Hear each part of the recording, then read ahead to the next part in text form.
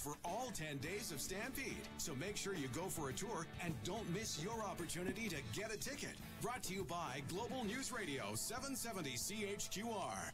Here we go. Mics are hot. While some folks are just getting home from a night out stampeding, he's here to get a new day underway. The Morning News with Gord, Gillies and Sue Deyell on 770 CHQR. Brought to you by CCI Wireless.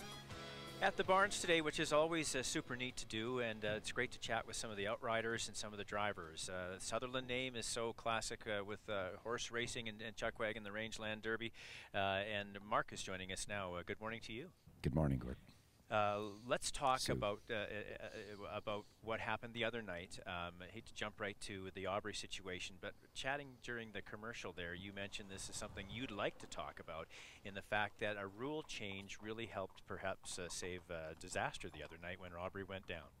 Yeah, you know, it's an unfortunate situation. You know, Aubrey kind of bounced out of the wagon there, and you know, and thankfully he's okay as best can be expected. I think you know, the part that hasn't been you know, celebrated enough. The Stampede has made some changes, and if folks had watched, you know, Aubrey's on barrel 4. He's wearing a yellow coat. He's injured, you know, during the race, and the first thing that happened was one of the outriders from Vern Nolan's team, David Bensmiller, abandoned his job, jumped in, and stopped those, you know, got in and took a hold of the lines. Now, David's an ex-driver. He's a Bensmiller, and he knows what he's doing. He's, you know, he's not a kid, and that made things immediately safe. And for about 100 years at the Calgary Stampede, that's a penalty for Vern's team, because he you know, he didn't now finish. Missing an outrider, right? Well, that's right. He's missing an outrider, but.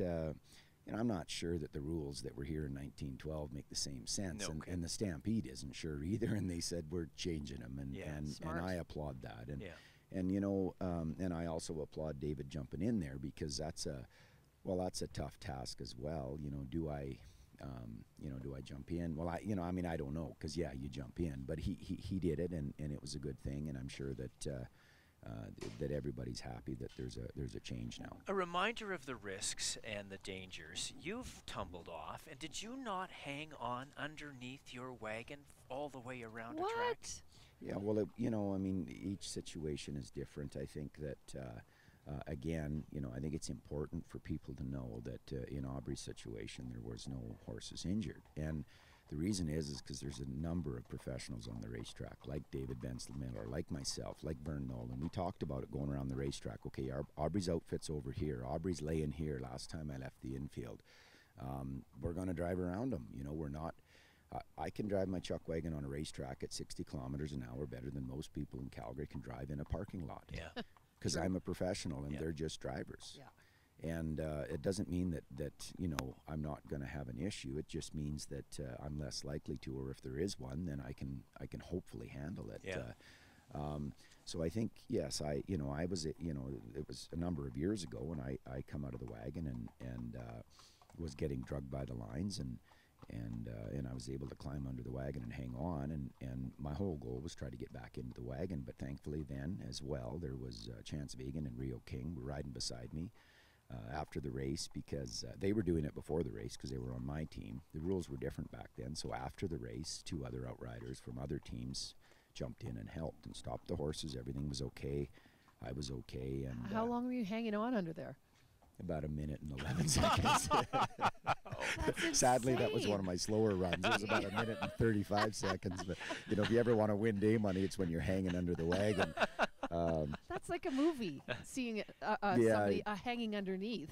Luckily, it was on a movie. It was captured. Happy ending. Yeah, funny now, but I mean, a reminder again. Man, oh man, it's there are risks with this sport, and we've talked about it before. Yeah, I suppose there are. There's risks with car racing. Jockeys fall off horses.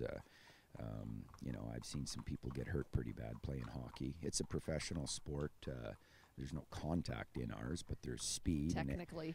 Yeah, you know, I mean, if you have a sport where there's contact or speed, which means you can have contact with the ground, then I mean, there's dangers in downhill skiing. So this just happens to be the one I'd rather participate with horses than people, and that's why this is my sport. Plus, I guess I'm probably too short to be a high jumper. And the horses don't talk back, so They sometimes talk back in their own way. I suppose that's true. Yeah. We're getting set to the crucial couple of days. I mean, every day is crucial here when you're at the Stampede. I want to take a quick break, be talking about, though, how you set up for what will be the semifinal Saturday, and then hope to win this thing on Sunday. We'll take a break, be back in a minute with Mark Sutherland, one of the best drivers in the world.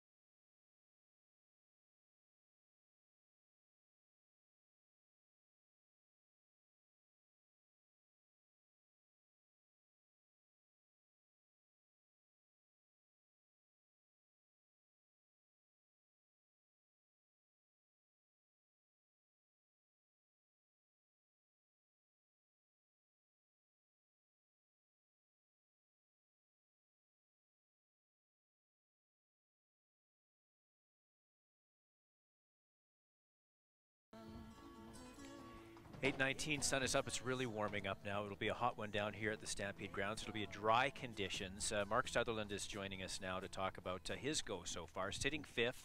It's so close. The first, I mean, Kurt's kind of got a few it's seconds. not that close. Yeah, Kurt's, he's having a good run. But as are you. You're right in the thick of things. Do you want to be heading into that semifinal, top four, so you get your better choice, or where do you want to be? Yeah, I think that's what's important. I think you got to be closer to the top. The semifinals are that's where everybody wants to be, top 8. If you're closer to the top, your chances are better of getting barrel 1 or barrel 2. Some guys prefer those barrels. I'm one of them. I think that we're all chasing Kurt. I knew we were going to be chasing Kurt in January, and I knew in February, and he's probably one of the guys I think about when I'm. We were talking off air about how late nights here in the barns, working with the veterinarians. My crew is tired. Everybody's, you're up early, you're in bed late. But, if you're going to try to beat the champions, you got to try to outwork the champions. Yeah. And I know he's one of the guys taking care of business. And so we're all chasing him, and he's just having another dominating show. Is he catchable?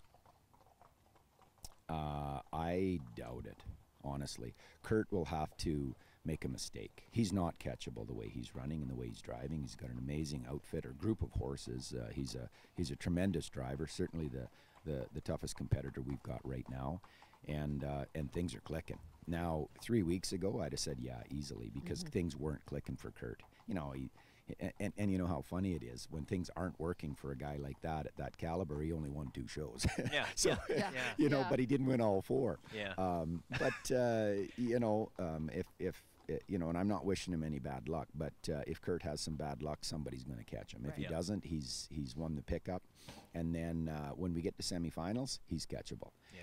But up until then, for the aggregate, which is a brand new GMC pickup truck, he's Big not. smile when he said that. Yeah, well, it's a big prize. Yeah. But I haven't given up. I've got barrel 1 and barrel 2, and I should be able to make up 2 or 3 seconds over the next couple nights. It's just unlikely that I'm going to make that up on Kurt. And if he wins it, he deserves it. I mean, he's dominating, and so going into the aggregates, going into the top 8, you know, everybody's catchable, you know, numerically, but realistically, Kurt's got to make a mistake for some of us to catch him. But once we go into the semifinals, we're all at 0 again, and he's definitely beatable because guys have done it. I've done it. It's just nobody's done it consistently over the last number of years, and I admire him for that. He's a young guy.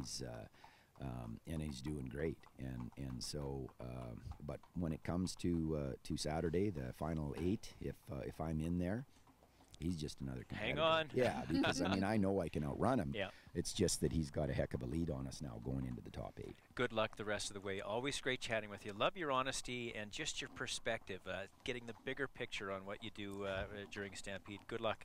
Thanks, Gord. Good luck, Thanks, Mark. Sue. Mark Sutherland, 1 and 2 the next couple of nights. Keep an eye on him. He's sitting 5th right now and real close to 4, 3, and 2.